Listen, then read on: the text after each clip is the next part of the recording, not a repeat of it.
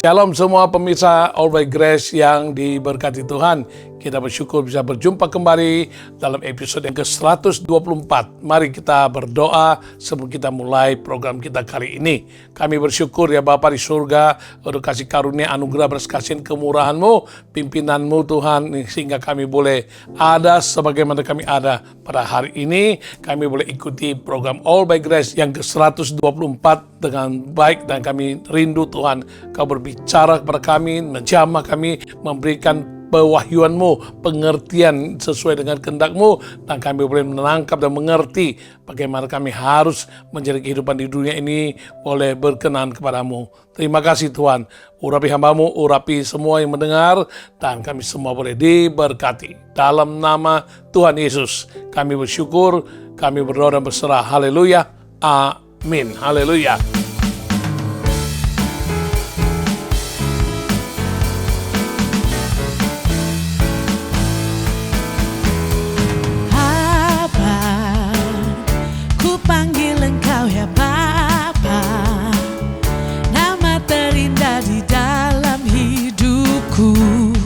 Lebih dari segalanya, oh Abah, ku panggil Engkau ya Bapa. Kau layakkan aku jadi anak-Mu, memanggil-Mu Yesus. Lebih tinggi dari langit, begitulah kasih Bapa. Lebih dalam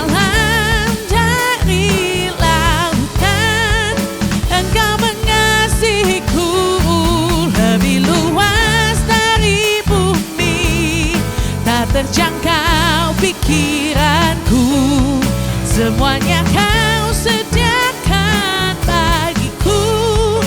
Yesus, ku cinta Kau. Abah, ku panggil Engkau ya Bapa. Nama terindah di dalam hidupku, lebih dari segalanya.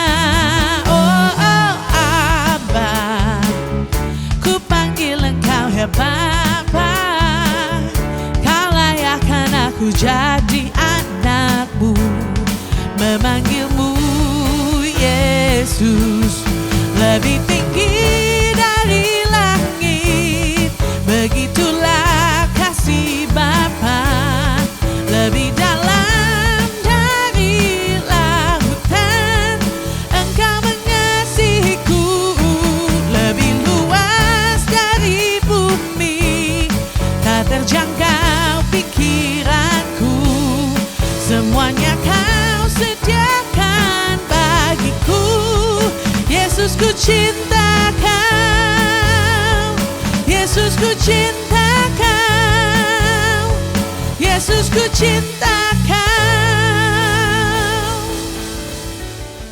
Ya, dalam kehidupan kita pasti pernah mendengar ungkapan orang berkata, tahu diri. Ya, mengikapi ungkapan itu yang terkadang bisa menimbulkan salah tafsir.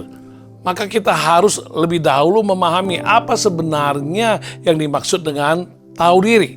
Tahu diri merupakan sebuah ungkapan yang menunjukkan seseorang mengetahui dengan jelas, tepat dan benar siapa dirinya itu secara benar, apa latar belakangnya, apa sifat karakternya, bagaimana ia membawa diri di dalam kehidupan yang tak luput dari berinteraksi dan bersosialisasi dengan sesama, apa profesi yang sedang ditekuninya, atau usaha yang digelutinya. Apakah statusnya sudah atau belum menikah, atau masih sendirian, atau sudah menikah tapi sudah bercerai, sudahkah menjadi seorang ayah atau ibu, dan lain sebagainya. Oleh karena itu, adalah baik dan bijak bila kita dapat bertanya pada diri, siapakah aku ini? Baik untuk sekedar introspeksi diri, cek and recheck perilaku atau tingkah laku dalam kehidupan, apakah sudah menunjukkan integritas yang konkret, atau bisa juga sebagai pengingat, bahkan pendorong agar kita dapat tahu dan kenal dengan jelas tepat dan benar. Siapa diri kita sebelum orang lain bertanya kepada kita. Memang sah-sah saja bila ada orang yang bertanya, siapakah kita ini? Dalam mengikapinya, sering kita memberitahukan dengan spontan nama, identitas diri. Namun seandainya diminta rincian detail mengenai siapakah diri kita, umumnya orang akan menjelaskan identitas dirinya dari berbagai sudut, baik dari latar belakang, status, pekerjaan, atau karakter yang berbeda-beda. Sebagian orang mengasosiasikan siapa dirinya dari pekerjaan yang sedang dilakukan, memang begitu. Misalkan, Harun Yusuf dikenal sebagai mantan peramal nasib yang sekarang telah menjadi seorang hamba Tuhan, yaitu seorang pendeta. Ada juga kita tahu Lionel Messi yang merupakan seorang pesepak bola handal dari Argentina dan juga lain-lainnya. Oleh karena itu, adalah wajar dan logis bila ada yang mendeskripsikan dirinya berdasarkan pekerjaan yang dilakukannya setiap hari. Ketika memiliki pekerjaan atau usaha yang bagus, tentu tidak ada masalah. Namun, bila pekerjaan atau usaha mengalami kemunduran, akan terbuka peluang terjadinya krisis identitas diri karena ia telah melekatkan identitas dirinya dan nilai dirinya kepada pekerjaan atau usaha yang dilakukan selama ini. Padahal tak satupun pekerjaan atau usaha di dunia ini yang memiliki satu jaminan yang pasti akan berhasil. Sebaliknya, setiap pekerjaan atau usaha bisa saja fluktuatif atau bisa juga mengalami stagnan, bisa merugi, atau bahkan bisa bangkrut. Ketika pekerjaan atau usaha dijadikan tolak ukur yang menunjukkan identitas, maka pekerjaan atau usaha itu bisa sangat berpengaruh terhadap identitas diri seseorang, khususnya ketika pekerjaan atau usaha tidak sesuai dengan ekspektasi atau mengecewakan. Tak heran bila ada orang yang lantas spontan menganggap dirinya tidak berguna karena tidak bisa melakukan apa yang diharapkan, tidak berhasil mencapai target penjualan, gagal mendapat promosi, dan lain sebagainya. Ada juga yang menganggap dirinya tidak berhasil hanya karena usahanya mandek, kontrak bisnis belum juga diperpanjang, dan lain sebagainya. Ada seorang yang bernama Timothy Keller pernah berkata, ketika pekerjaan adalah identitas kita, kesuksesan akan masuk ke dalam kepalamu dan kegagalan akan masuk ke dalam hatimu. Artinya, ketika kita berhasil dalam pekerjaan atau usaha, hal itu akan menghancurkan diri karena bisa jadi sombong. Sebaliknya, ketika kegagalan, hal itu akan menghancurkan diri karena meletakkan dan melekatkan identitas atau siapa diri kita itu berdasarkan pekerjaan atau usaha itu.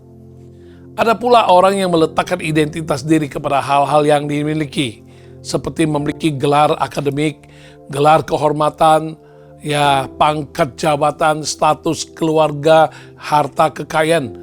Oleh karena itu, orang-orang demikian selalu memandang dirinya lebih spesial, lebih eksklusif. Ada juga yang membangun prestige diri melalui merek-merek fashion terkemuka yang dikenakan karena menurut mereka dapat menambah nilai atau value pada identitas dirinya. Mereka seolah-olah menjadi lebih terpandang, lebih dihargai, lebih dikagumi oleh orang sekitarnya.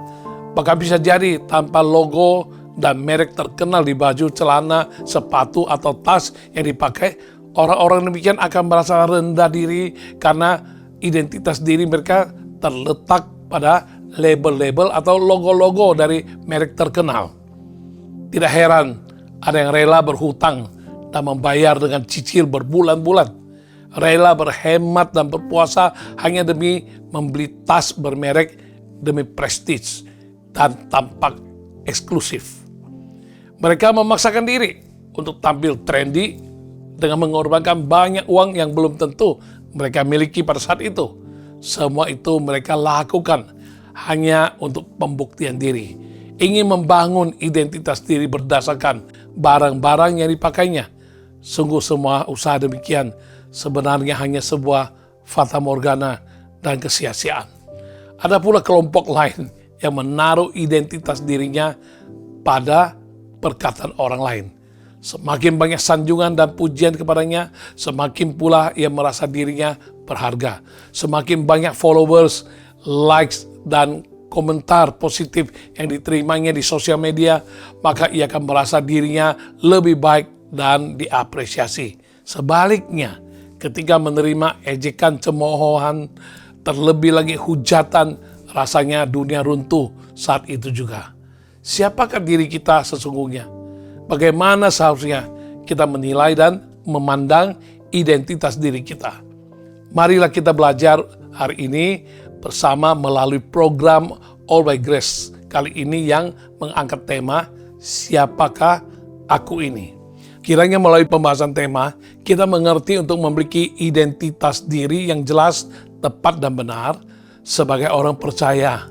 Memiliki pandangan dan nilai diri yang bijak, sehingga setiap langkah hidup dan keputusan yang akan kita ambil menjadi benar karena apa yang kita percaya mengenai diri akan kita alami dan akan terjadi pada kita.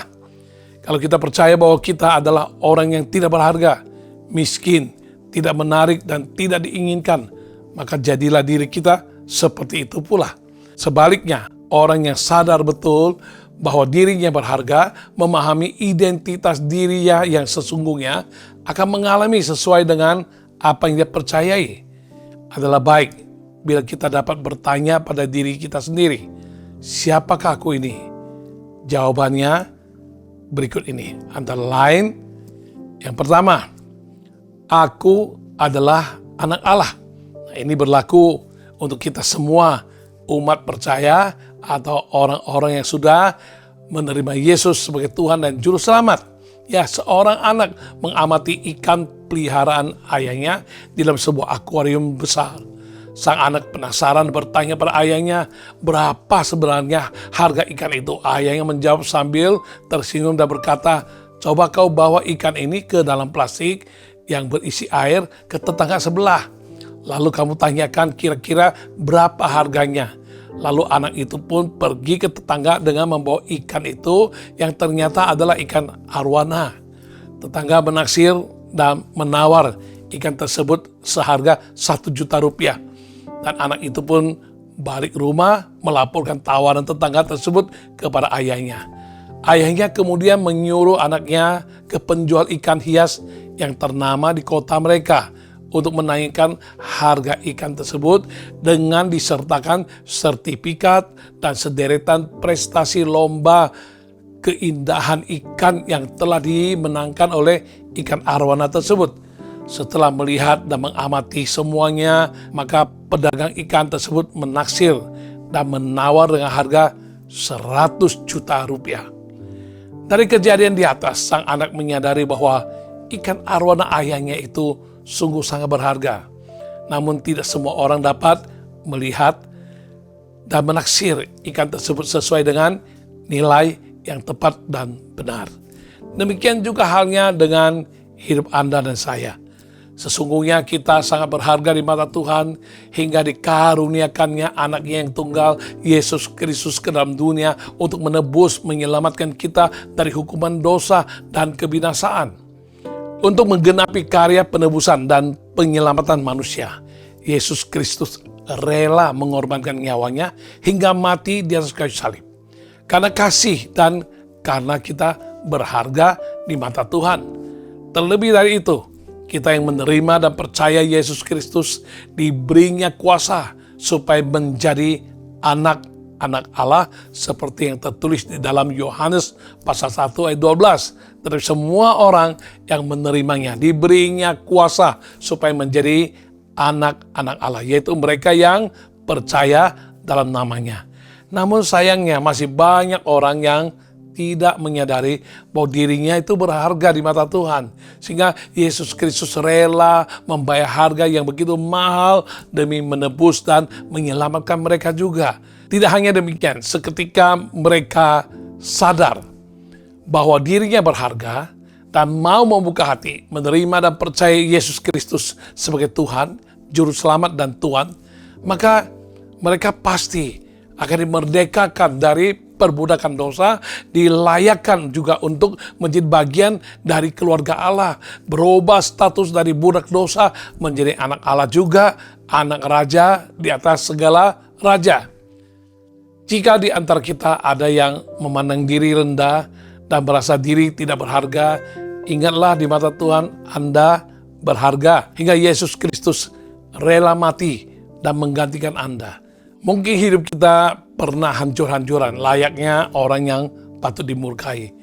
Budak dosa tanpa harapan, dipandang rendah oleh manusia, karena berulang kali jatuh, gagal, dan hanya bisa mengecewakan. Tetapi Tuhan tidak memandang dan menilai kita sedemikian, karena kasih-Nya yang besar melalui Yesus Kristus, kita dilayakkan untuk menjadi bagian dari keluarga Allah. Dia adalah Bapa dan kita adalah anak-anaknya. Ini bukan hasil usaha kita atau apa yang pernah kita lakukan, bukan karena jerih lelah atau karena pelayanan kita, dan bukan karena perbuatan baik kita, melainkan karena kasih karunia Tuhan, sehingga kita yang tidak layak dilayakkan dan diangkat menjadi anaknya. Demikian juga kita dibenarkan hanya karena iman kepada Yesus Kristus. Bagian kita hanyalah menerima dan percaya kepadanya, maka kita pun diangkat menjadi anak-anaknya. Inilah identitas diri kita yang sesungguhnya. Kita adalah anak-anak Allah. Ada seorang murid SD yang berasal dari keluarga kaya. Sering dia menyombongkan diri dan bercerita tentang ayahnya yang sukses, yang kaya raya, dan membuat teman-temannya minder sehingga enggan mendekat kepadanya. Setiap kali berbicara dengan teman-temannya, selalu ia bercerita dan membanggakan kekayaan dan kesuksesan ayahnya dengan memiliki gedung-gedung tinggi, usaha besar, hotel, mall, mobil-mobil mewah, dan lain sebagainya. Suatu hari, seorang temannya yang sudah cukup lama merasa minder dan tidak berani berbicara kepadanya. Namun pada hari itu, ia beranikan diri berbicara kepadanya ketika acara rekreasi sekolah di tepi pantai. Temannya ini bertanya kepada anak orang kaya itu sambil menunjuk ke arah laut dan segala sesuatu yang ada di seberang laut itu. Tahukah kamu siapa pemilik laut ini? Siapa pemilik gunung di seberang sana? Spontan anak orang kaya itu menjawab, "Meneketehe, mana kau tahu siapa pemilik itu semua? Lalu emang kamu tahu siapa yang pemiliknya?" Anak itu menjawab, "Tahulah, itu semua adalah Bapakku yang punya. Bapakku adalah pemilik semua yang ada di dunia ini, karena dia adalah pencipta langit, bumi, dan segala isinya. Dialah Tuhan yang kami panggil Bapa di dalam nama Tuhan Yesus Kristus." Anak ini kenal dengan jelas, tepat dan benar siapakah dirinya. Dengan bangga dia menyatakan dirinya adalah anak Allah.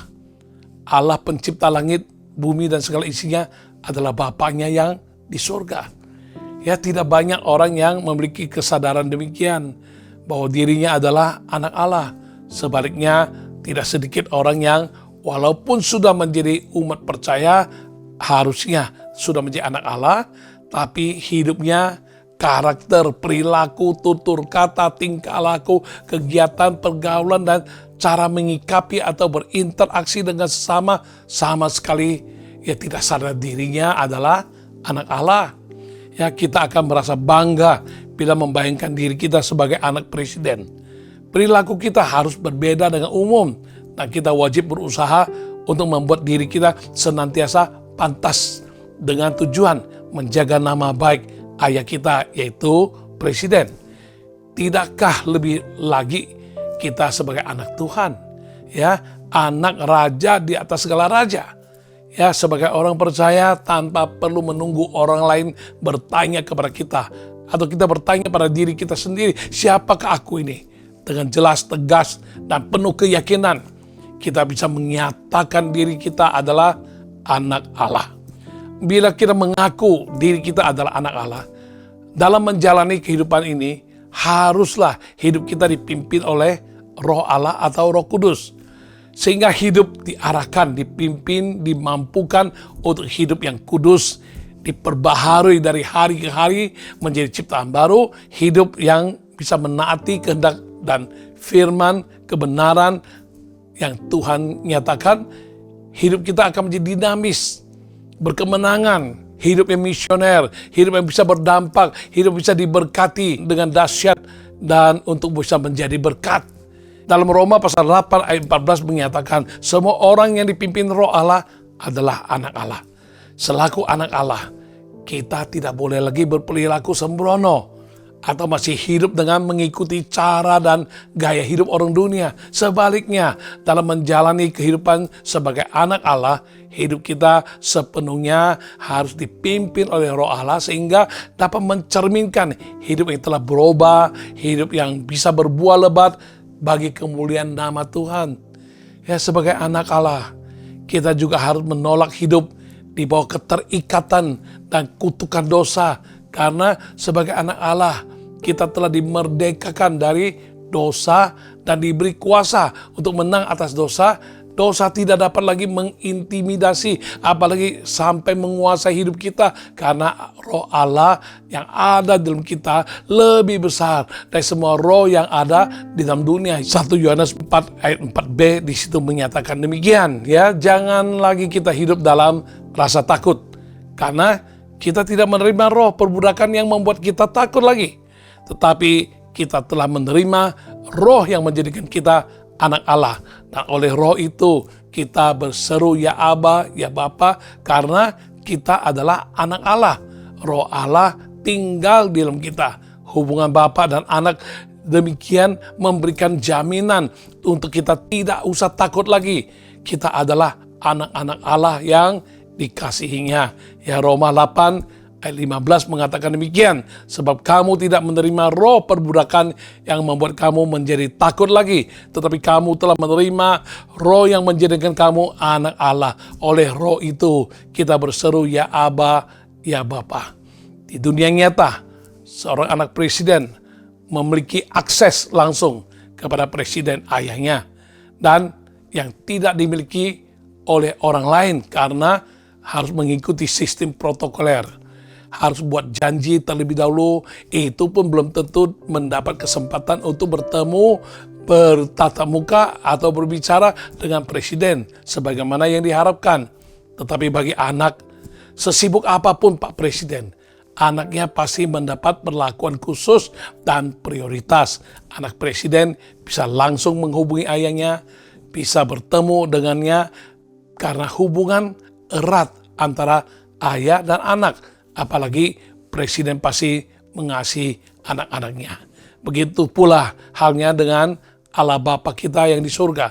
Bila pada zaman perjanjian lama, tidak sembarang orang dapat bertemu Tuhan, bercakap-cakap dengan Tuhan, kecuali imam-imam besar yang terpilih, yang bisa masuk ke ruang Maha Kudus. Itu pun harus mengikuti beragam protokol, aturan, dan tata tertib yang begitu ketat, sehingga terkesan untuk bertemu Tuhan saja terasa jauh dan tidak mudah ya. Namun dalam zaman perjanjian baru, pengorbanan Yesus Kristus telah membuka jalan yang hidup dan baru bagi kita sekalian, sehingga di dalam Yesus Kristus kita memperoleh akses langsung kepada Bapa tanpa perlu prosedur, protokol lagi. Ya, Allah Bapa hanya sejauh doa kita. Dia selalu beserta kita dimanapun dan kapanpun.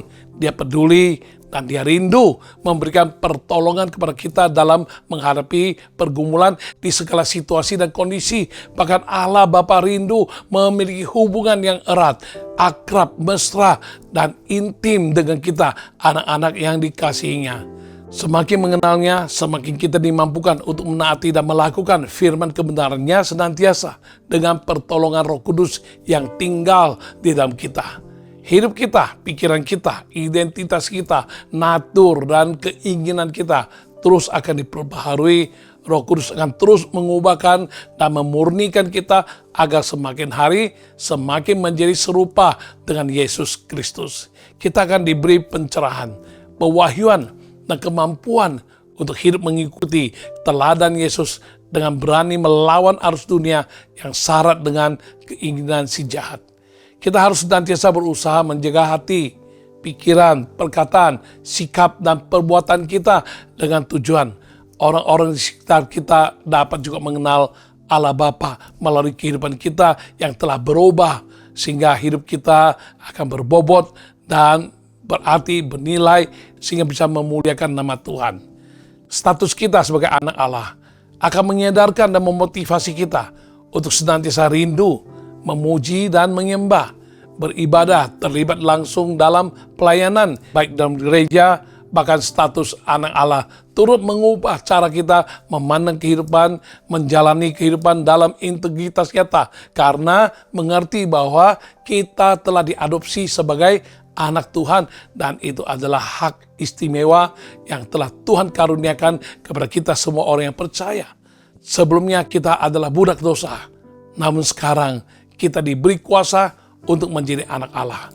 Dahulu kita jauh, tapi sekarang kita dekat. Dahulu kita musuh atau setru Allah, namun sekarang kita menjadi sahabat, bahkan anak Allah. Dan dulu kita adalah menuju kematian dan binasa dalam neraka, tapi sekarang hidup kita menjadi ciptaan baru dan beroleh kepastian keselamatan dan hidup yang kekal. Sungguh merupakan sebuah mujizat terbesar dalam hidup ini, yaitu ketika kita diangkat menjadi anak-anaknya. Galatia pasal 4 ayat 6 hingga 7 berkata, dan karena kamu adalah anak, maka Allah telah menyuruh roh anaknya ke dalam hati kita, yang berseru, ya Aba, ya Bapa.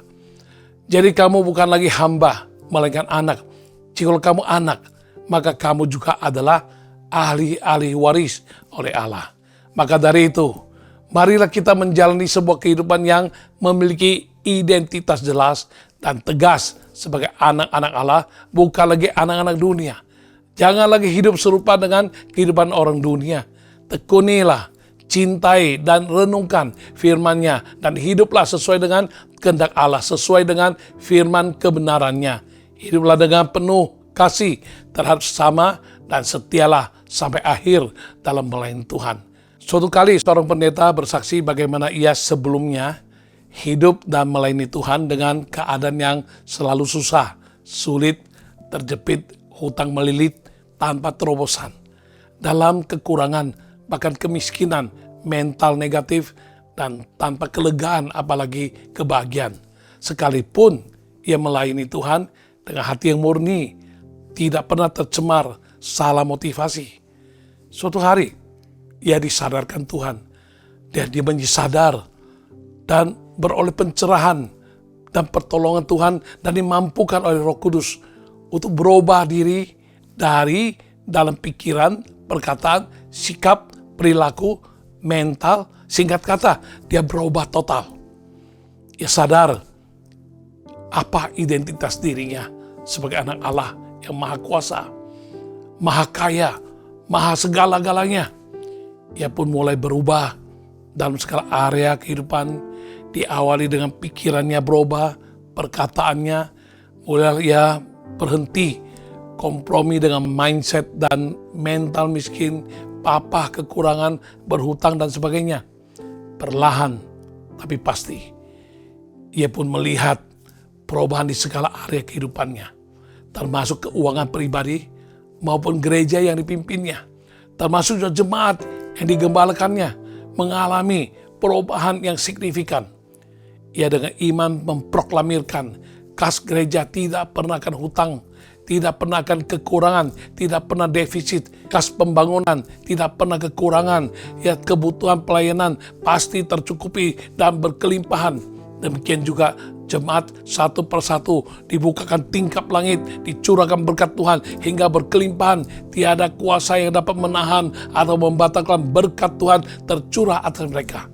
Alhasil, dengan menyadari siapa dirinya yang sesungguhnya, yaitu sebagai anak Allah, abdi Allah, terbukti dan teruji dan termanifestasi nyata, sang pendeta dan gereja serta jemaatnya mengalami perubahan yang sangat spektakuler. Semuanya diberkati dengan amat sangat dan tidak lagi hidup dalam kemiskinan, kekurangan dalam kehidupan dan pelayanan hingga hari ini.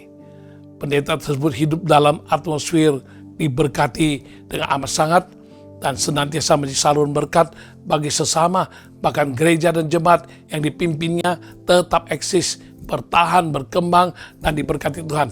Itu semua karena kasih karunia Tuhan. Puji Tuhan atas kasih setianya.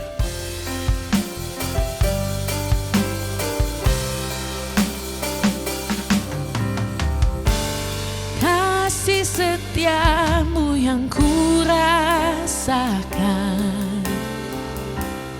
lebih tinggi dari langit biru.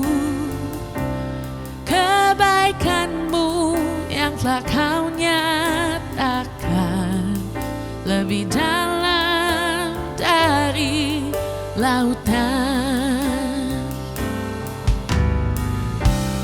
Berkat-Mu yang telah ku terima sempat membuatku terpesona. Apa yang tak pernah ku pikirkan, itu yang Kau sediakan bagiku. Siapakah aku ini Tuhan? Jadi biji mata-Mu. Dengan apakah ku balas Tuhan selain puji dan sembah Kau? Kasih setiamu yang kurasakan lebih tinggi dari langit biru. Kebaikan-Mu yang telah Kau nyatakan lebih dalam dari lautan. Berkat-Mu yang telah ku terima sempat membuatku terpesona. Apa yang tak pernah ku pikirkan, itu yang Kau sediakan bagiku. Siapakah aku ini Tuhan? Jadi biji mata-Mu. Dengan apakah ku balas Tuhan selain puji dan sembah Kau? Siapakah aku ini Tuhan? Jadi biji mata-Mu. Dengan apakah ku balas Tuhan selain puji dan sembah Kau? Selain puji dan sembah Kau. Selain puji dan sembah Kau.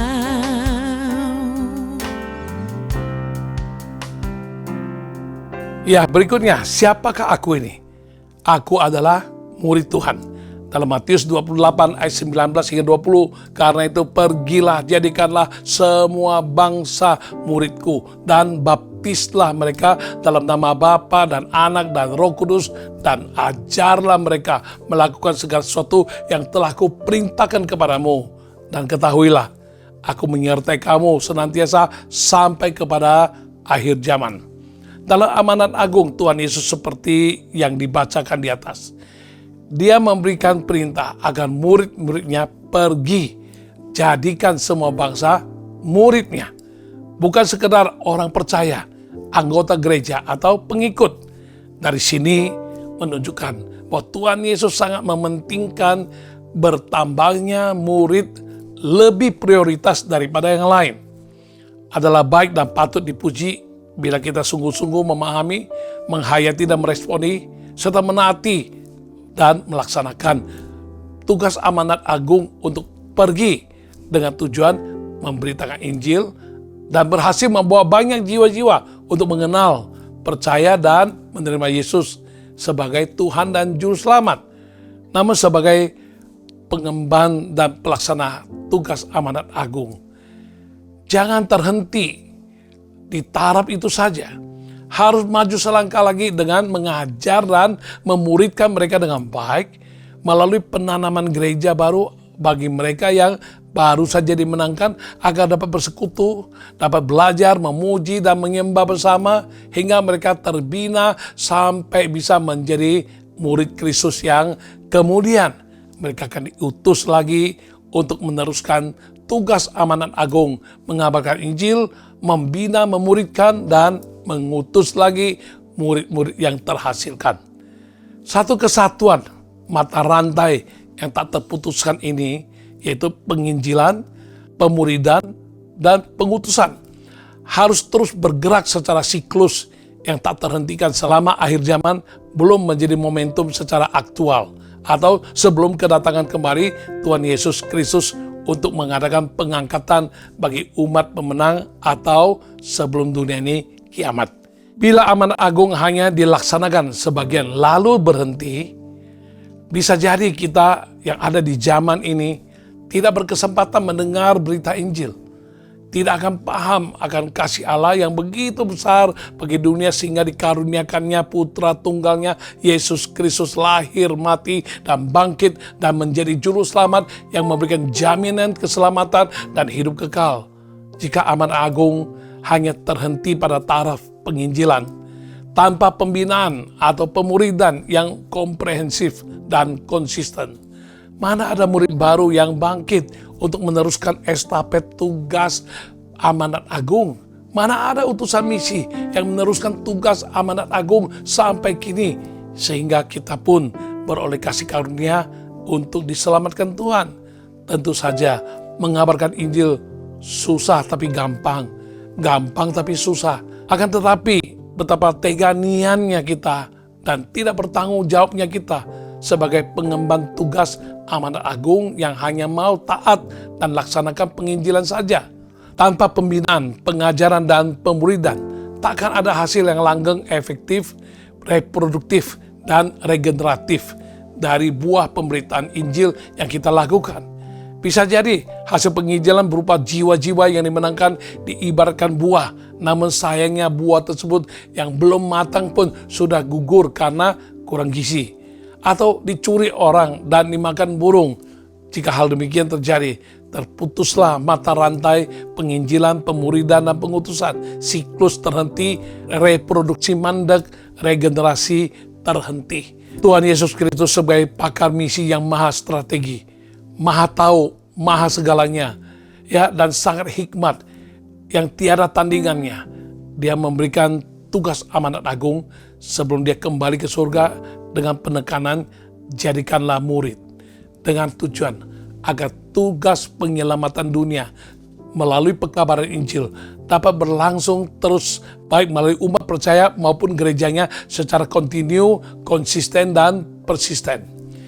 Bila menjadikan murid tidak terlaksana, eksistensi gereja, eksistensi orang percaya akan hilang makna dan fungsinya, sehingga tidak heran bagi gereja dimanapun yang tidak menjalankan amanat agung secara komprehensif dan setia pasti akan mundur, bahkan tutup dan terpaksa berubah fungsi guna, bukan lagi menjadi gereja. Demikian juga akan terjadi pada umat percaya yang akan menjadi lemah, ya, hidup tanpa visi misi yang jelas, hidup hanya tunggu masuk surga tanpa menyadari pentingnya diselamatkan untuk pergi membawa kabar keselamatan, kabar Injil, lalu menyelamatkan dan memuridkan dan mengimpartasikan tugas pergi beritakan Injil dan memuridkan secara siklus yang tak terhentikan, sehingga eksistensi orang percaya menjadi dinamis, ya, berdampak dan menghasilkan buah yang lebat, bahkan buah yang tetap, yaitu jiwa-jiwa sesuai dengan kehendak dan perintah Tuhan Yesus. Bila semua orang percaya dan gereja dapat dengan setia mengamalkan amanat agung secara penuh rasa tanggung jawab, secara komprehensif, setia, dan berkesinambungan, pasti Injil dapat dikabarkan sampai ke ujung bumi dan kedatangan Yesus kembali pasti sudah akan terjadi. Memang proses menjadi murid adalah masa yang tidak mudah, namun harus dijalani setiap insan yang ingin lulus dan berhasil menjadi seseorang yang berkualitas di masa depan. Mayoritas kita tentu pernah berkesempatan menjadi seorang murid di sekolah dulu. Kala itu tugas kita setiap hari adalah belajar, dan belajar. Kita dituntut untuk belajar berbagai mata pelajaran dengan bobot yang kian hari kian berat. Belum lagi harus menghadapi berbagai PR, ulangan, dan ujian akhir yang rasanya tak kunjung habis.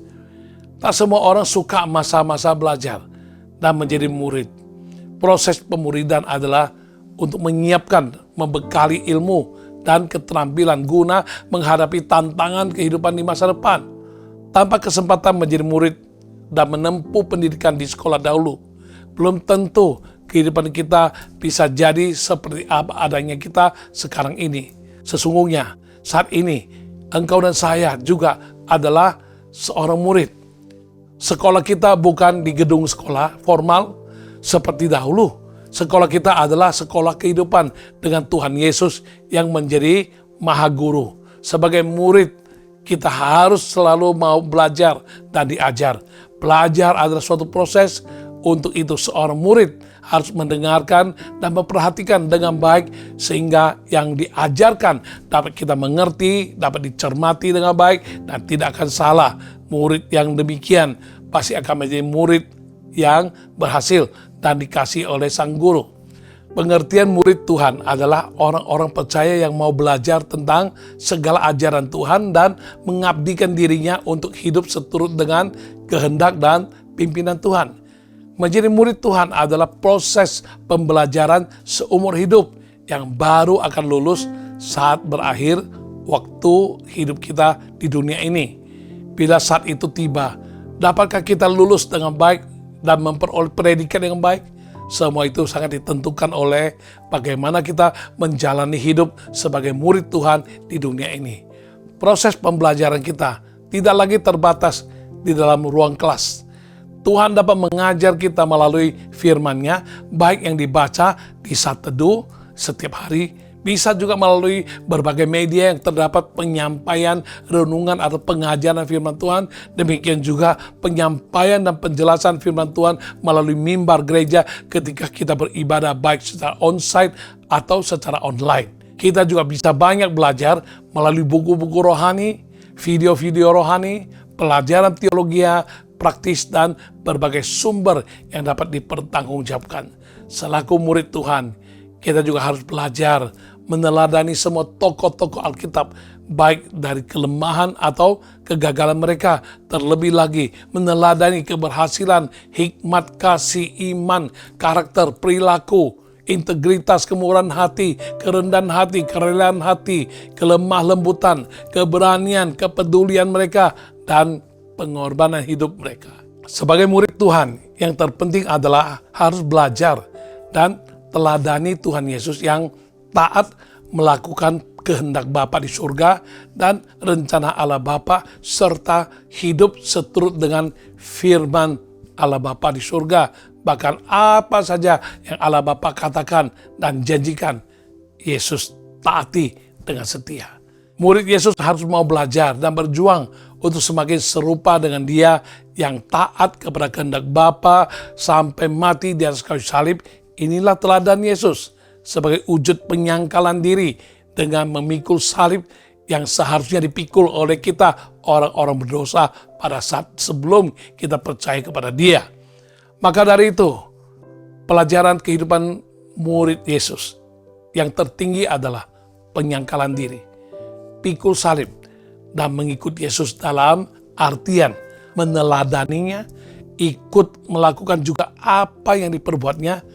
Memang tidak mudah, kita harus mati terhadap diri, mati terhadap dosa. Sebaliknya kita harus berjuang untuk hidup bagi Yesus Kristus dengan berbuah-buah yang lebat. Matius 16 ayat 24 berkata, lalu Yesus berkata kepada murid-muridnya, setiap orang yang mau mengikut aku, ia harus menyangkal dirinya, memikul salibnya, dan mengikut aku. Syarat penyangkalan diri dan memikul salib merupakan bagian terberat dalam proses pemuridan, karena kecenderungan manusia adalah mencari yang ringan, yang nyaman, gampang, dan yang mendatangkan kesenangan. Tetapi cara hidup Yesus justru berbanding terbalik dengan cara dunia. Menyangkal diri berarti berani berkata tidak terhadap apa kata dunia yang cenderung menyesatkan dan membinasakan.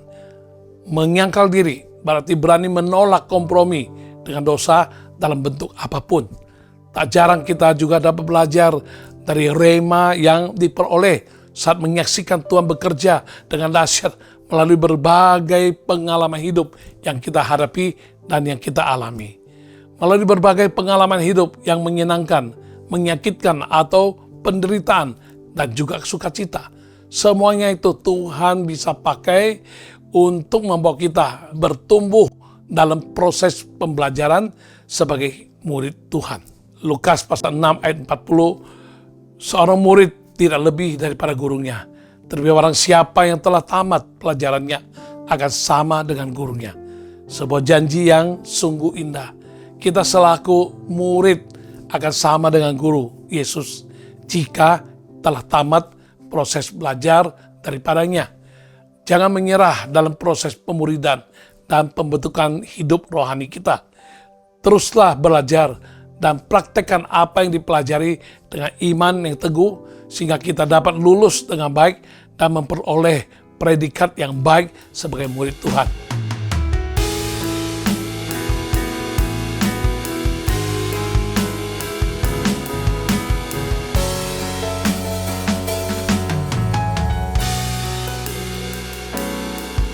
Bagaikan bejana siap dibentuk, demikian hidupku di tanganmu. Dengan urapan kuasa rohmu, ku dibaharui selalu.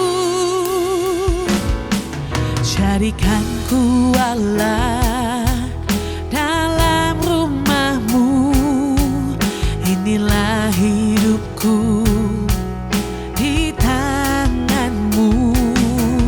Bentuklah surut kehendakmu, pakailah sesuai rencanamu. Ku mau seperti-Mu Yesus, disempurnakan selalu dalam segenap jalanku, memuliakan nama-Mu. Ku mau seperti-Mu Yesus, disempurnakan selalu dalam segenap jalanku, memuliakan nama-Mu, memuliakan nama-Mu, memuliakan nama-Mu.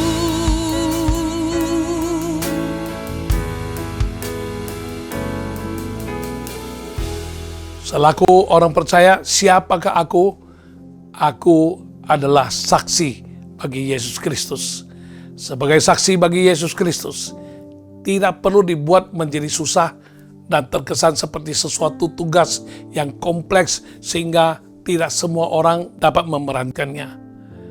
Seseorang yang disebut saksi adalah seseorang yang melihat, mendengar, dan mengalami atau menyaksikan suatu peristiwa atau kejadian dalam kehidupan nyata.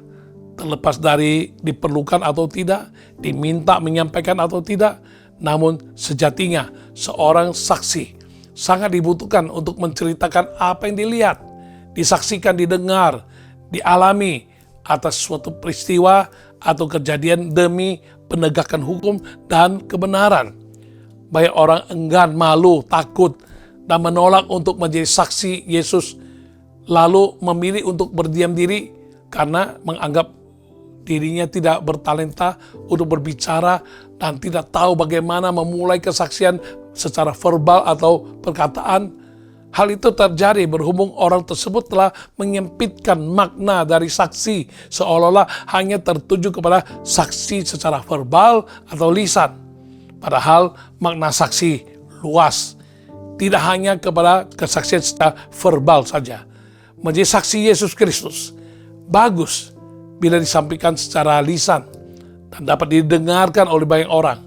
Namun, saksi Yesus Kristus yang lebih ampuh, ajaib, dan berdampak adalah melalui kehidupan nyata seseorang yang disebut saksi Yesus Kristus tersebut.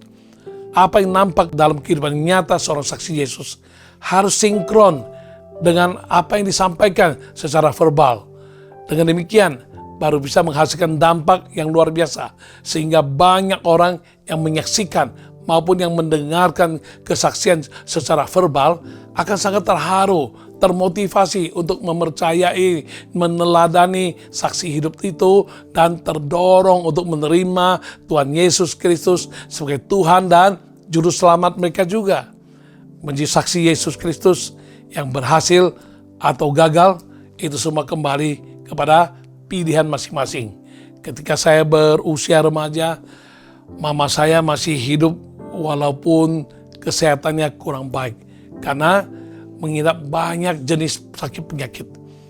Saya terkenang bagaimana mama saya yang tanpa terima pesan dari dokter. Namun setiap kali bertemu seseorang, ada saja kesan dan pesan yang disampaikannya. Orang yang kurus, dia curigai cacingan atau kurang nafsu makan. Lalu ia perkenalkan obat atau dokter yang pernah merawat atau mengobatinya saat dia kurus. Ya, ketemu orang yang gemuk, dia nasihati agar jaga jangan sampai jantung bermasalah. Namun diperkenalkan sekaligus obat yang dikonsumsinya dan dokter yang menangani jantungnya. Dia melihat ada orang yang agak pucat. Dia curiga, ini tekanan darah rendah kali. Lalu ia merekomendasikan dokter dan obat yang pernah dikonsumsinya sewaktu dia mengalami kasus yang sama. Tanpa pesan sponsor, tanpa bisikan dokter atau apoteker, mulut beliau tak pernah diam, memberikan kesan dan pesan mengenai obat manjur dan dokter handal kepada orang-orang lain yang dijumpainya karena ia telah mengalami kemanjuran dan faedah dari obat yang pernah dimakannya. Demikian juga dokter Tokcer yang pernah menolong dan menanganinya. Hal itu dilakukannya terus-menerus tak kenal lelah karena dia terdorong ingin menyampaikan saksi melalui hidup dan perkataannya terkait kesehatan, obat, dan dokter yang pernah dia alami. Terhadap hal kesehatan, obat-obatan dan dokter yang boleh kata semuanya itu bersifat sementara dan hanya sekedar di dunia fana. Namun ia bersemangat menjadi saksi hidup, baik dari kehidupannya maupun melalui perkataannya. Tidakkah terlebih lagi kita yang telah jadi orang percaya, umat tebusan Yesus Kristus. Kita telah mengecap kebaikan, kasih setia, kasih karunia, anugerah keselamatan, jaminan hidup kekal, dan berkat-berkat secara jasmani, jiwani, rohani, dan materi di dalam Tuhan Yesus Kristus.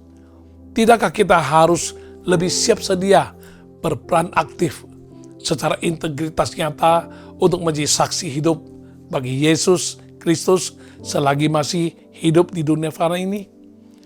Sadarilah dan tunjukkanlah identitas diri kita saat ini sebagai saksi dari Yesus Kristus. Baik melalui kehidupan sebagai ciptaan baru dalam Yesus Kristus dengan integritas nyata, maupun melalui perkataan, tingkah laku, dan perbuatan yang dapat menunjukkan hidup baru yang dipimpin oleh Roh Kudus. Berikut segala buah-buah Roh Kudus yang dapat kita nyatakan di dalam kehidupan nyata. Dengan demikian, seberapa panjang atau singkatnya hidup kita, setiap saat kita berperan dan menunjukkan identitas diri kita sebagai saksi dari Yesus Kristus secara nyata. Tugas seorang saksi adalah menunjukkan dan menceritakan pengalaman hidup di dalam Tuhan Yesus Kristus. Ceritakan bagaimana Tuhan peduli, Tuhan menyertai, memberi kekuatan di tengah kesesakan, bagaimana Tuhan menolong kita, dan lain sebagainya. Di balik semua pengalaman hidup yang kita hadapi dan kita alami, terdapat tujuan Tuhan yang indah. Segala pergumulan hidup justru membentuk kita untuk menjadi pribadi yang tangguh dan tidak mudah untuk runtuh. Walau kadang terasa berat, sukar, namun semuanya itu bukan saja berguna untuk memproses kita menuju kedewasaan rohani, menuju keserupaan dengan Kristus, juga memberi kesempatan agar dapat menjadi berkat melalui berbagi kesaksian kita kepada sesama yang mengalami pergumulan yang serupa dengan kita, sehingga mereka pun dapat menerima kekuatan dan penghiburan. Ya, seorang wanita yang tidak disebut namanya, hanya dikatakan Alkitab wanita Samaria, yang tercatat dalam kitab Yohanes pasal 4. Wanita Samaria ini adalah wanita yang hidupnya rusak, amoral, diikat oleh nafsu kedagingan, karena telah 5 kali berganti pasangan hidup, dan ketika berbicara dengan Tuhan Yesus, pasangannya yang ada bersamanya pun bukan pasangan yang benar. Tujuan hidupnya tidak jelas, tanpa arah, perilakunya tidak terkendali, meresahkan, dan cenderung membuat aib dan bikin malu keluarga. Namun, melalui perjumpaan pribadinya dengan Tuhan Yesus, seketika itu juga pandangan hidupnya diubahkan.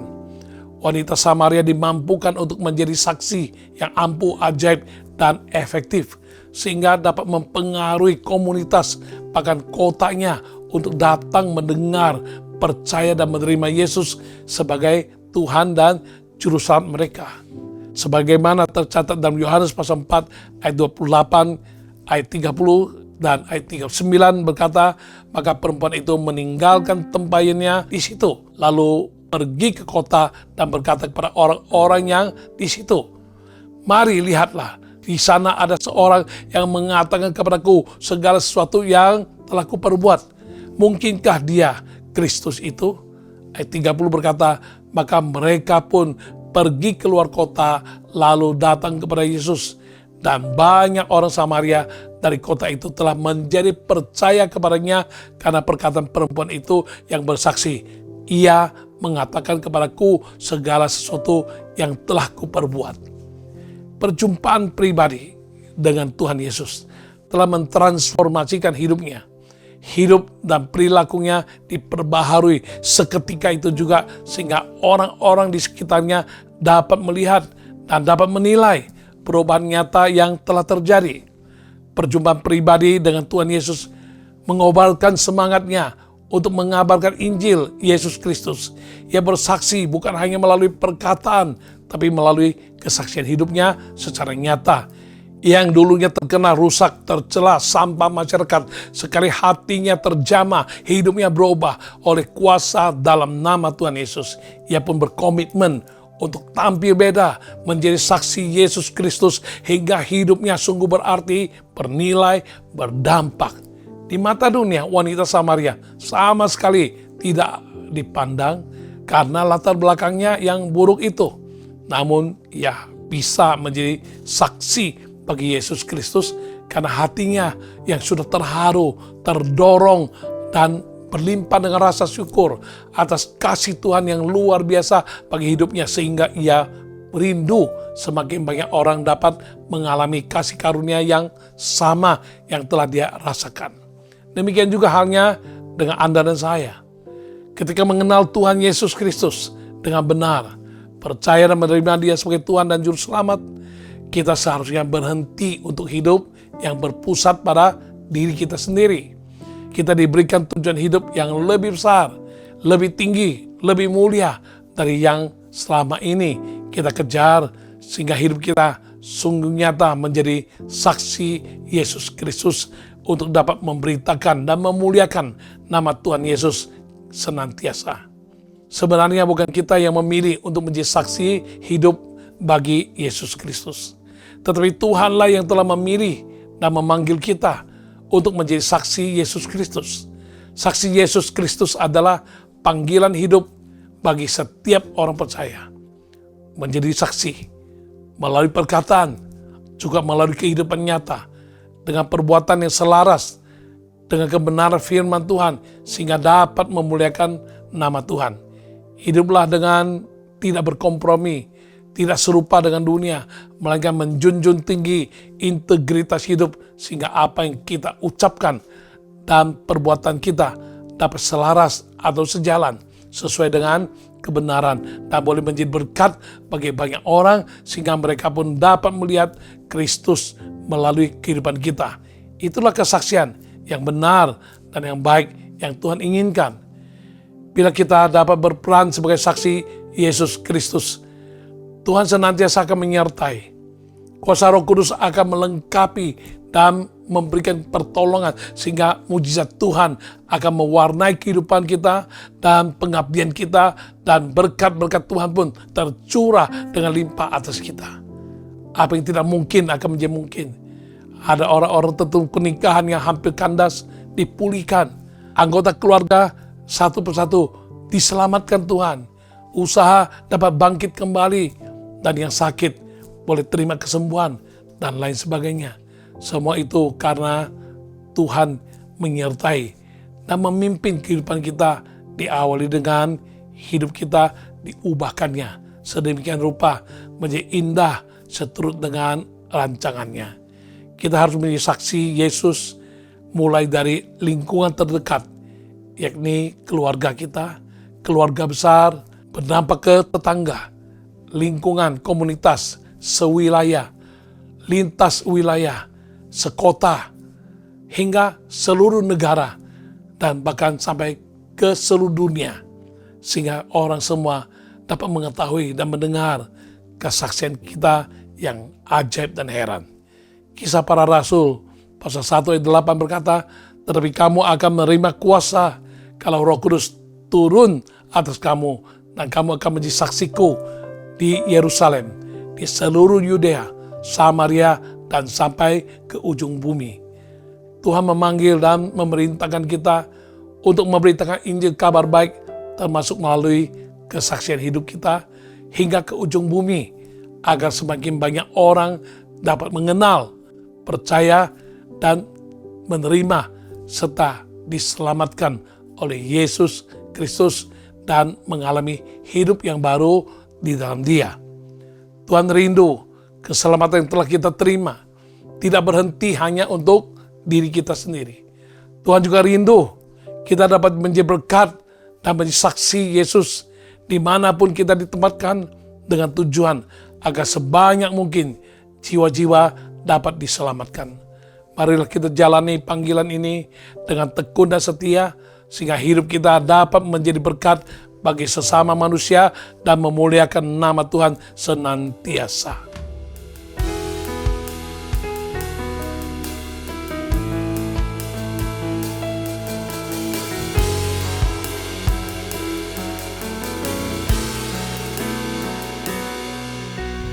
Tuhan, inilah hidupku,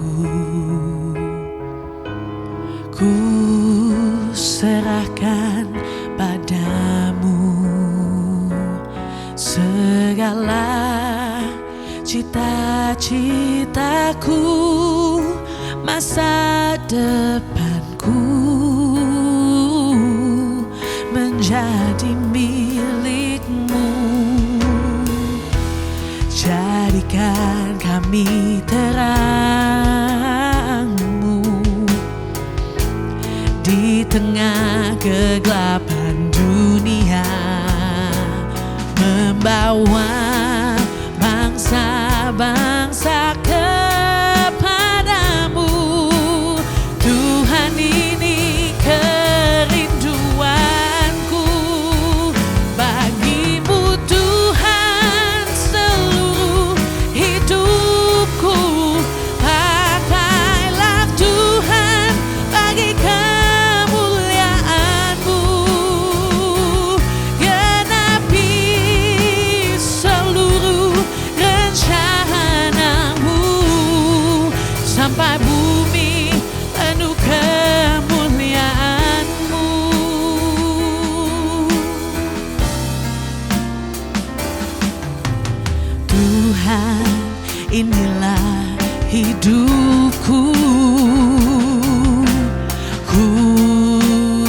serahkan padamu segala cita-citaku, masa depanku menjadi milikmu. Jadikan kami terangmu di tengah kegelapan dunia, membawa bangsa-bangsa kepadamu. Tuhan, ini kerinduanku bagimu Tuhan, seluruh hidupku. Pakailah Tuhan bagi kemuliaan-Mu, genapi seluruh rencana-Mu, sampai bumi penuh kemuliaan-Mu. Bagimu Tuhan, seluruh hidupku. Pakailah Tuhan bagi kemuliaan-Mu, genapi seluruh rencana-Mu, sampai bumi penuh kemuliaan-Mu, sampai bumi penuh kemuliaan-Mu, sampai bumi penuh kemuliaan-Mu. Mari kita berdoa bersama-sama. Kami bersyukur Tuhan untuk pewahyuan-Mu dan apa yang telah disampaikan. Biar Engkau sendiri sempurnakan dan tolong kami mulai hari ini. Kami tahu siapa identitas kami yang sebenarnya. Kami adalah anak-anak Tuhan. Kami juga adalah murid-murid Tuhan. Dan kami juga adalah saksi-saksi bagi Tuhan Yesus Kristus. Oleh karena itu Tuhan, biar kami boleh merenungkan dan kami boleh mengambil tekad untuk kami mau siap untuk menjadi anak-Mu yang sungguh-sungguh dan dapat kami manifestasikan, dapat kami nyatakan dalam kehidupan nyata kami sebagai anak Allah. Dan kami boleh juga Tuhan menunjukkan pada dunia ini kami adalah murid-murid-Mu yang tugas kami adalah belajar, dan kami mau mencontoh meneladani Engkau, dan kami mau praktekkan apa yang Engkau lakukan. Dan dengan demikian kami sungguh-sungguh boleh menjadi saksi-saksi yang hidup bagi nama Tuhan Yesus Kristus, sehingga melalui kehidupan kami banyak orang boleh melihat dan mengenal dan percaya tetap terima Yesus sebagai Tuhan dan Juru Selamat. Terima kasih Tuhan, sempurnakan semua yang telah kami terima pada kali ini, dan biar kami boleh hidup lebih-lebih lagi menyenangkan hati-Mu, berkenan dan boleh dipakai oleh Engkau menjadi berkat bagi banyak orang. Terima kasih Tuhan, terpuji nama-Mu Tuhan. Di dalam nama Tuhan Yesus kami bersyukur, kami berdoa. Haleluya, amin, haleluya. Ya, saya mau berdoa untuk Anda yang mengidap kencing manis atau diabetes. Ya, Anda khawatir karena ukurannya makin hari makin tinggi, tak kunjung menurun, tak menjadi normal, dan Anda takut efek negatif yang bisa menimpa hidupmu. Oke, saat ini taruh dua tanganmu di dadamu, kita berdoa. Tuhan, kami berdoa untuk mereka yang mengalami diabetes dan makin hari bukannya makin normal, makin sempurna turun menjadi normal, namun Tuhan makin hari makin tinggi ya ukuran gula darahnya. Tuhan, mari berkasih karunia, berkemurahan kepadanya sehingga dia boleh mengalami mujizat ya, gula darahnya kembali normal dalam nama Yesus. Tuhan Yesus sembuhkan, mujizat terjadi di dalam nama Tuhan Yesus. Jadilah sembuh sesuai dengan imanmu. Terima mujizat. Haleluya. Yesus sembuhkan. Haleluya. Amin. Haleluya. Ya, Anda yang mengalami kesulitan untuk menjual toko. Ya, baik toko itu bagaimanapun keadaannya, pasaran lesu atau kurang peminat dan lain sebagainya. Pokoknya Anda ingin menjual dan belum laku-laku. Mari kita berdoa. Anda taruh dua tangannya di Saudaramu, Tuhan kasihani dia yang telah bergumul sekian lama untuk membeli tokonya yang belum terjual. Tuhan, Engkau tahu pergumulan tersebut sangat membebani hati pikirannya, dan dia sangat risau dan sangat pusing, sangat-sangat bergumul. Tuhan, mari turunkan kasih karunia-Mu Tuhan. Bagi manusia hal itu tidak mungkin, tapi tidak demikian bagi Allah, dan kami percaya kami bisa melihat kemuliaan Tuhan dinyatakan. Dia hanya butuh satu orang saja, pembeli serius yang bisa membelinya, dan kami percaya Engkau sedang mendatangkan pembeli itu, menolong untuk membeli dan segera terjual tokonya itu. Di dalam nama Tuhan Yesus kami boleh lihat kemuliaan Tuhan dinyatakan dan mujizat terjadi. Haleluya, amin, haleluya. Anda yang ada masalah untuk pria ini dengan kandung kemihmu, bahkan ada lagi penemuan prostat, ada sesuatu ya dicurigai, jangan-jangan kanker prostat. Bagaimana baiknya?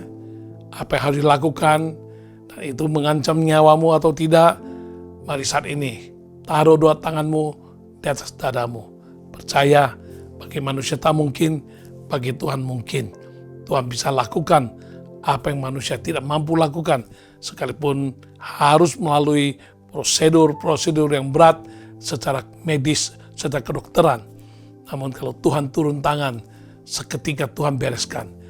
Maka kandung kemihmu, bladermu, dan juga prostatmu, Tuhan bereskan, sembuh tanpa harus bertele-tele pengobatannya dan operasi dan sebagainya.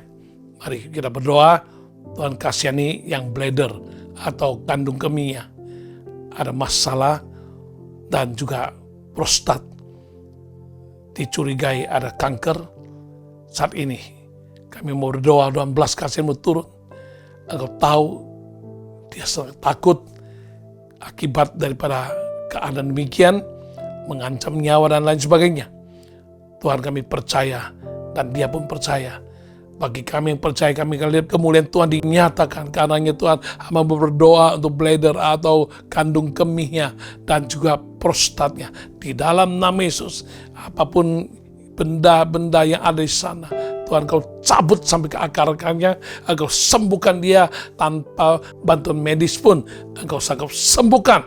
Engkau sembuhkan. Di dalam nama Tuhan Yesus, kami terima mujizat terjadi dalam nama Tuhan Yesus Kristus. Terima mujizat. Haleluya. Amin. Haleluya. Anda yang gangguan mata kananmu ini bergetar-getar. Sudah 3 hari begitu keras getarannya. Apa sebabnya?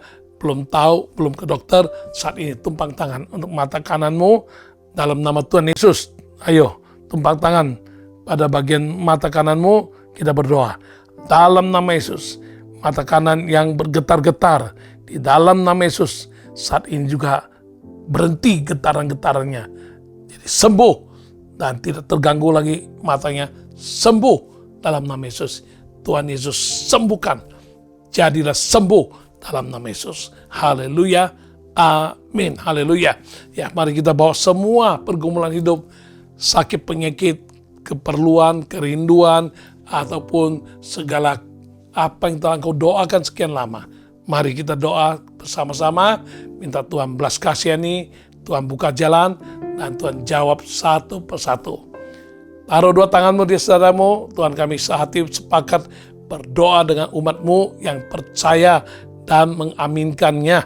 Dalam nama Yesus, semua pergumulan-pergumulan hidup, kerinduan-kerinduan hati, dan segala apa yang telah mereka taruh dalam doa kepadamu hingga saat ini mereka belum menerimanya secara sempurna.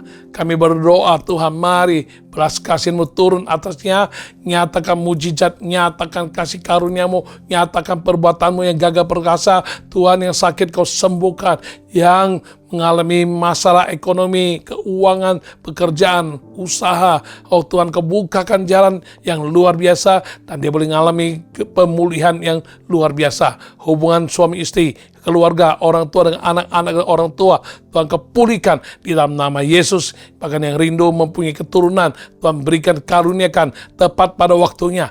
Bahkan Tuhan, mereka yang di persimpangan jalan, masalah pekerjaan, masalah keluar kota, masalah ke luar negeri, Tuhan Engkau buka jalan, nyatakan kehendak hatimu kepadanya, pimpinanmu nyata, sehingga mereka boleh dengan tenang, boleh menjalani kehidupan ini, yang boleh melihat kemuliaan-Mu dinyatakan dalam hidup mereka. Terima kasih Tuhan, terpuji namamu. Kami terima mujizat, kami terima jawaban doa. Di dalam nama Yesus Kristus, kami lihat kemuliaan Tuhan dinyatakan.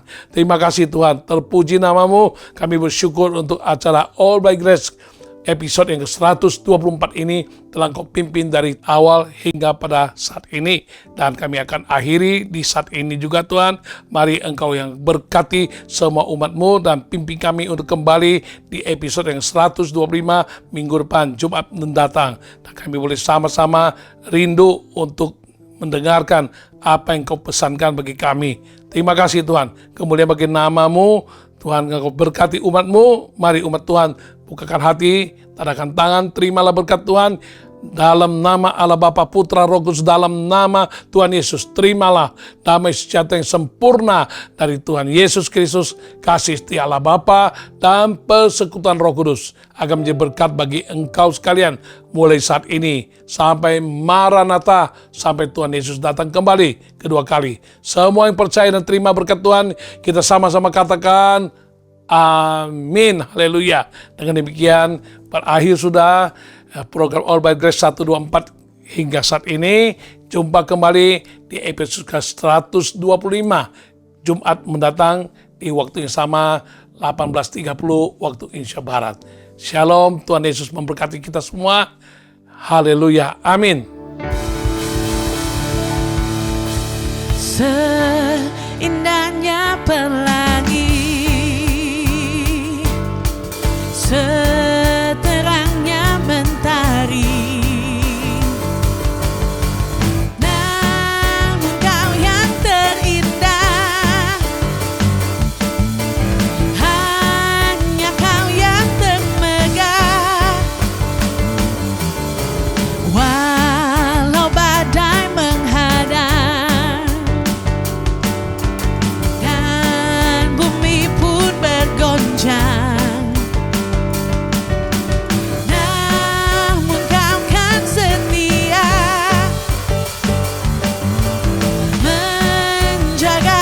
selamanya.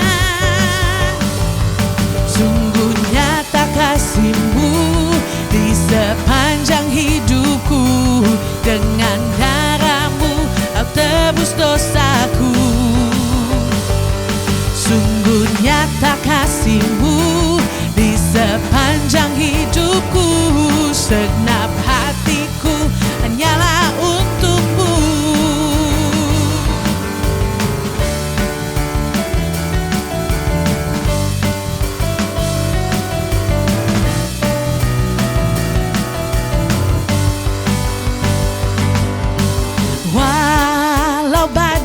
Menghadang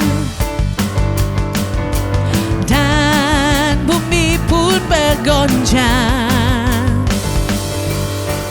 namun Kau kan setia